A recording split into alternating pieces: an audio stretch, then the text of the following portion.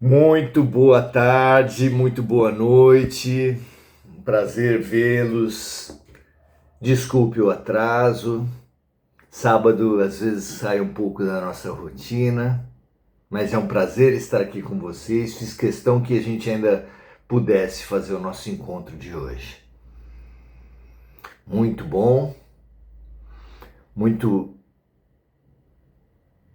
muito útil, muito encorajador, muito estimulante que a gente mantenha essa lucidez, essa coragem, essa disciplina, para num mundo com tantas prioridades não prioritárias, para tantas importâncias desimportantes, a gente conseguir ter essa noção do que é essencial.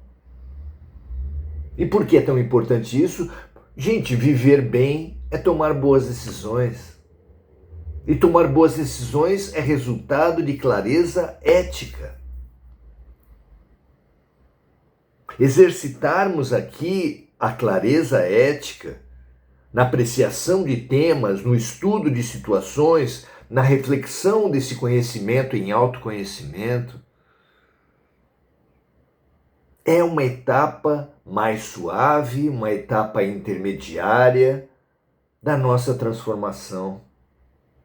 A evolução não dá saltos.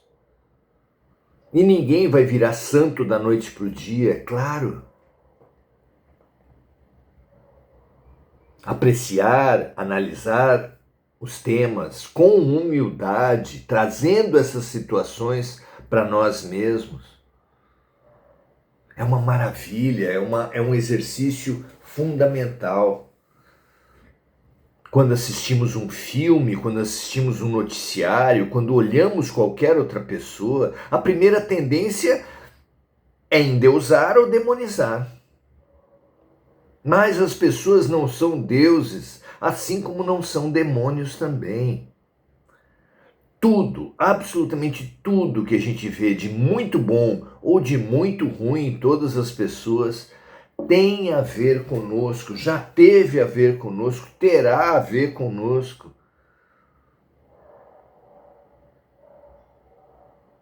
Somos todos plenos de potenciais de luz e de sombras. Negar a nossa luz em baixa autoestima é tão ruim quanto negar a nossa sombra, o que nos impede de evoluir. Só quando o alcoólatra se assume alcoólatra é que abre-se uma maravilhosa perspectiva de cura. Enquanto ele não assumir a sua condição, ele não se cura. Quem não tem problema, quem acha que não tem problema, não tem solução. Estudemos os temas centrais da vida. Com coração de estudante, como diria Milton Nascimento. E teremos uma grande chance de estarmos a caminho da evolução, de darmos um passo na frente do outro rumo a Jesus. Muito feliz pela presença de todos, muito feliz por estarmos aqui juntos. Vamos hoje apreciar essa situação da justiça. Justiça é uma palavra muito rica, muito comum nos evangelhos. No Antigo Testamento, no Novo Testamento, se fala muito em justificar. Uma pessoa saiu justificada da igreja. Justificado é aquela pessoa que se ajustou a Deus, que se ajustou ao bem.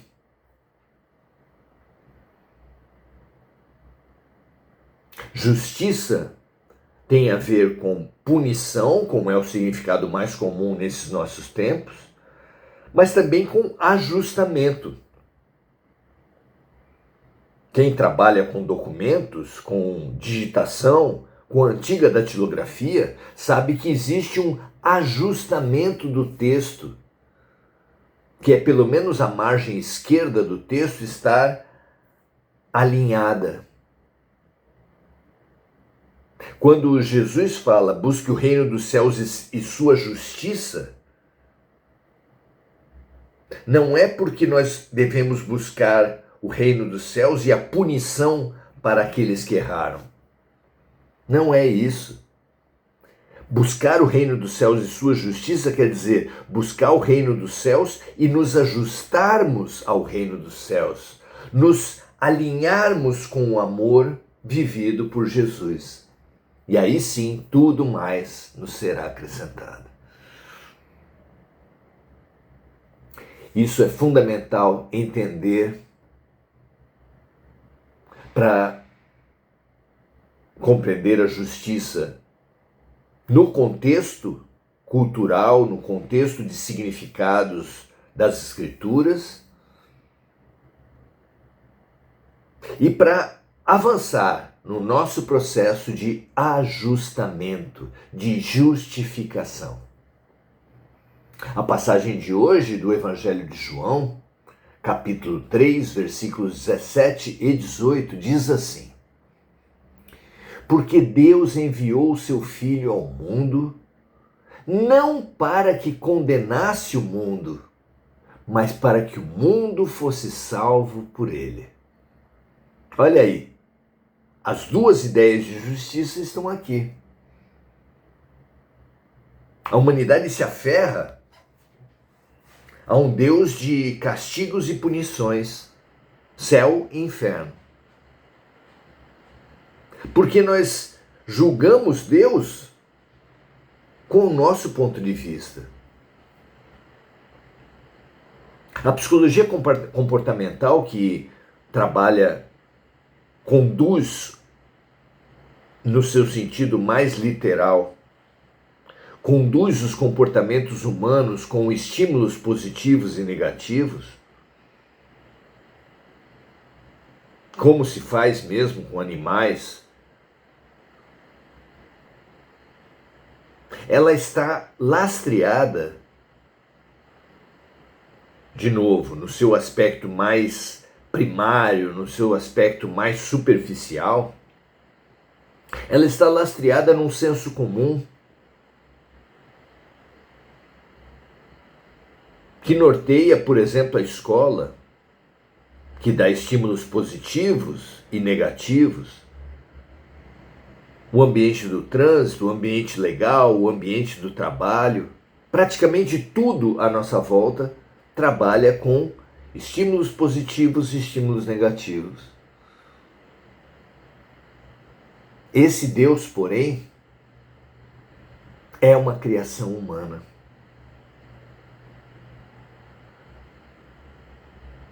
Deus, diz aqui João, repetindo uma frase de Jesus, Deus enviou seu Filho ao mundo não para que condenasse o mundo. Esse Deus de punição simplesmente não existe. O Deus é de amor. Ah, mas então por que tanta gente sofre no mundo? Porque causa e consequência é uma lógica, é uma lei do mundo. Nenhum pai, nenhuma mãe da terra podem bem criar um filho, uma filha,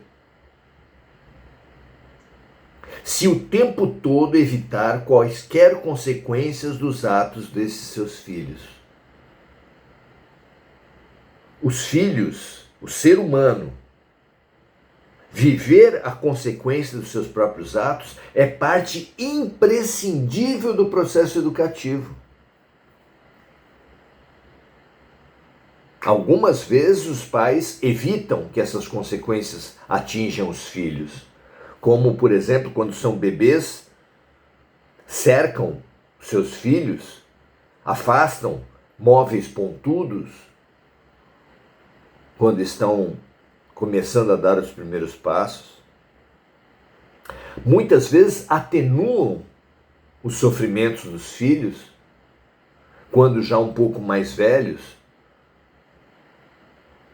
evitam consequências mais graves, que se machuquem. Mas, especialmente na pré-adolescência, na adolescência e muito menos ainda na idade adulta, os pais precisam educar seus filhos permitindo, estando junto, mas permitindo que as consequências dos seus atos os alcancem, para que eles aprendam com as consequências dos seus próprios atos.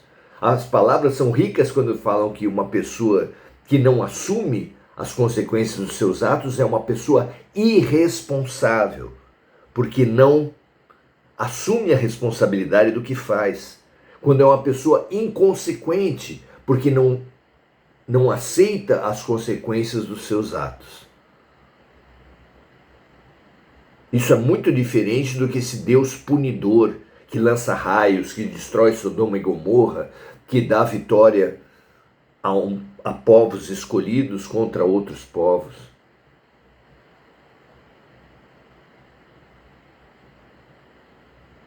Certamente, Deus não trabalha com prêmios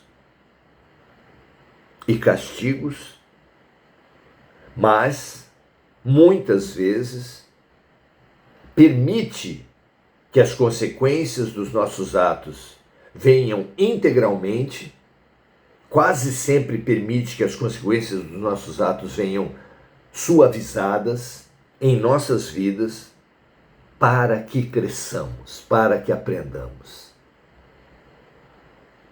Não é? Então, Deus enviou seu Filho ao mundo, Jesus, não para que condenasse o mundo, mas para que o salvasse. Quem crê nele não é condenado, mas quem não crê já está condenado, porque não crê no nome do unigênito Filho de Deus. A visão superficial dos cristãos é que aqueles que creem em Jesus julgam já estar nas graças de Deus, e julgando que aqueles que não creem em Jesus estão irremediavelmente condenados à desgraça. Mas é claro que não é isso. É claro que não se trata de uma religião, instituição humana, de uma crença formal ou labial, mas uma religação essencial e uma crença atitudinal, verdadeira.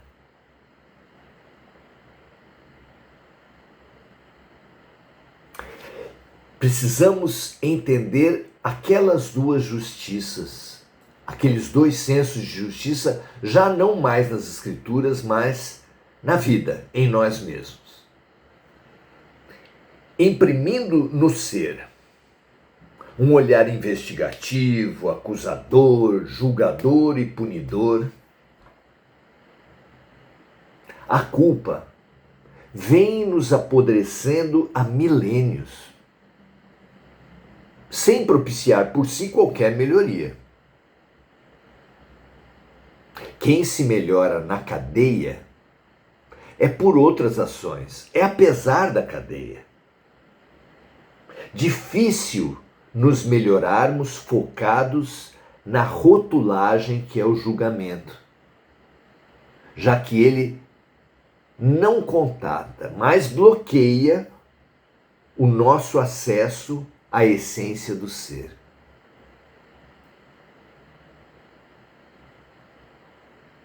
Essa essência que é a origem e o sentido de todo bem perfeito. Deus é amor, é a chave interpretativa do Evangelho e da vida. Para muito além, muito mais profundidade do que o Deus de punição e de prêmios, é o Deus de amor. Sem as capas de subconsciente e de inconsciente, sem mesmo os corpos espirituais carne a carne com Deus, Jesus também é o amor que cura e não o julgamento que tanto nos tem adoentado. Para nos elucidar, curar e salvar, foi que a vida enviou à terra esse paradigma do amor que é Jesus. Quem crê na justiça punidora dos homens será por ela julgado. Jesus disse isso a Pedro, no momento em que ele, Jesus, era atingido pela justiça preconceituosa, rancorosa e corrupta dos homens. Quando Pedro tomou uma espada para resistir à prisão de Jesus, ele falou para guardar a espada, porque quem vive pela espada morrerá. O senso comum traduziu lindamente num trava-línguas, dizendo: quem com ferro fere, com ferro será ferido. Porém, quem crê no amor, quem percebe no comportamento dos outros, quem percebe no seu comportamento, na sua essência, em tudo, uma busca por amor, que até o criminoso, como a criança levada, está querendo chamar a atenção porque está carente de amor.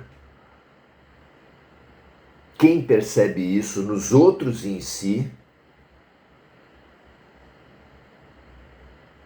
esse será invencível.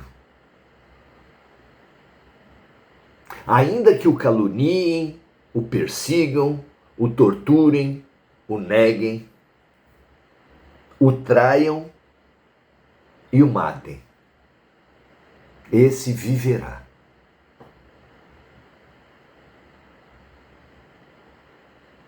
É o que Jesus ensinou e demonstrou.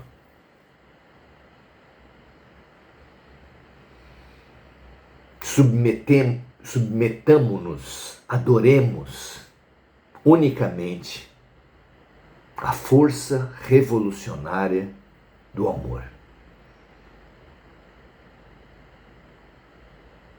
Que ela oriente nossos passos, dirija nossas vidas.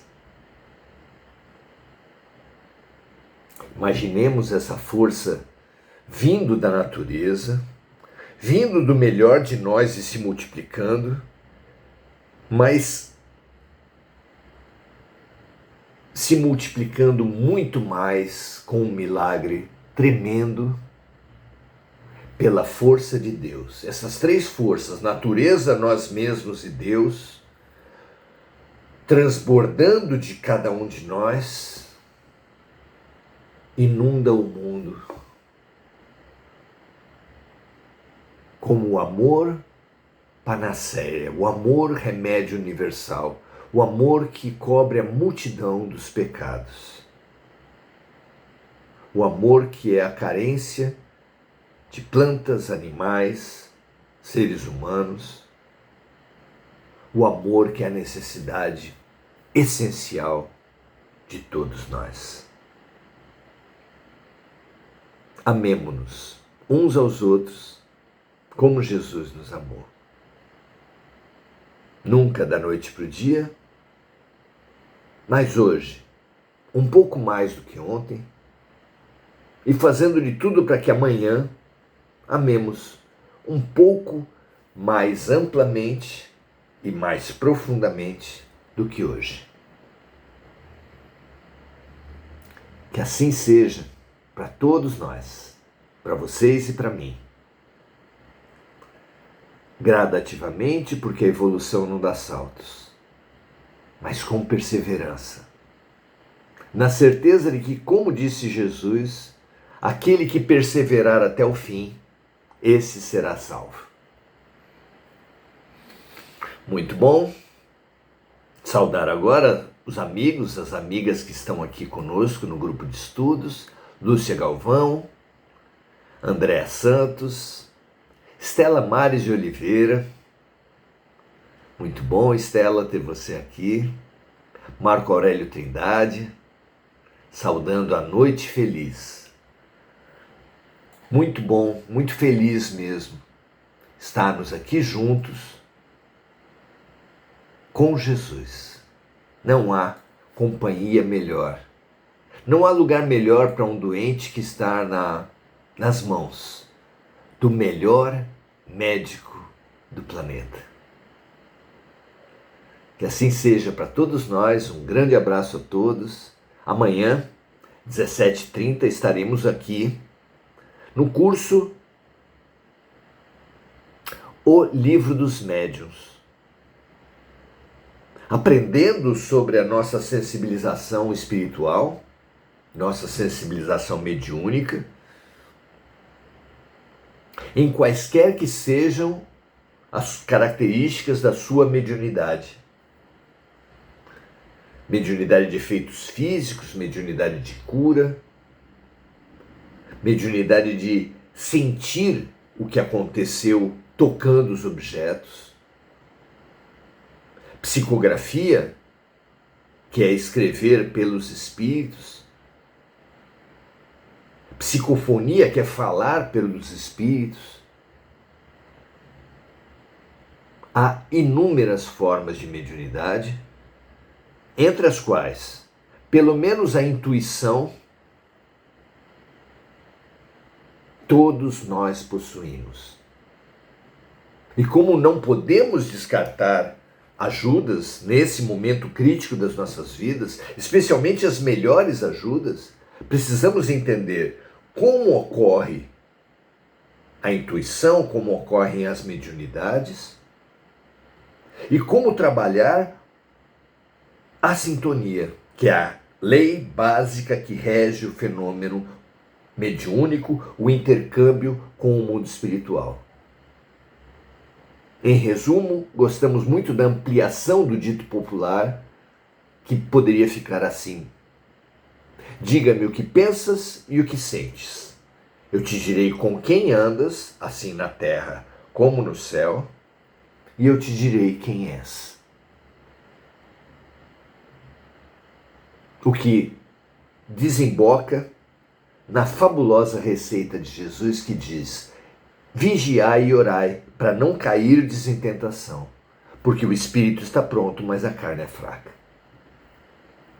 Aprendamos a viver o tempo todo nos observando nas nossos pensamentos, nas nossas palavras, nas nossas ações, nos nossos sentimentos.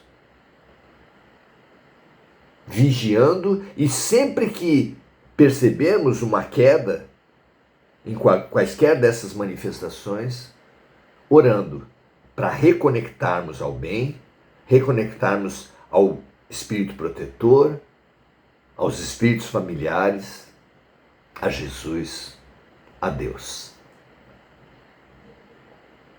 Muito obrigado pela presença de todos.